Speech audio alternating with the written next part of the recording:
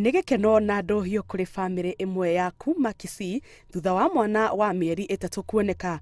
Mwana uyu airwo kuri mweri 13 mweri uyu wa mugwanja ni mutumia wa kwendia mboga itura-ini riao.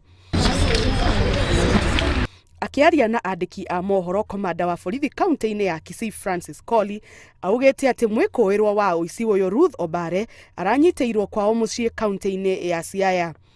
And I did promise that our teams are on the ground and they are going to unravel what happened and bring those ones who were involved to answer charges on the kidnapping or disappearance of a child.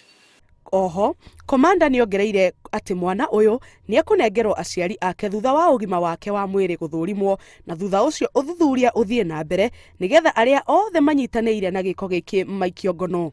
Now we have our child here and we are going to hand over the child after successful medical assessment has been conducted, and even the suspect here, she is going to go through a medical assessment. Nyina wa mwana uyu Grace Nyanchama ni acokeirie maafitha a borithi ngatho ni kumutangikira na gutigirira mwana wake ni acokio.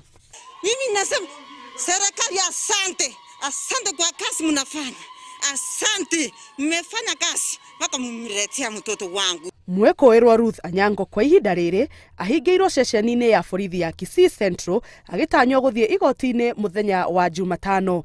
Ngiribotera Inoro TV, njitagwo Jambi wa Njau.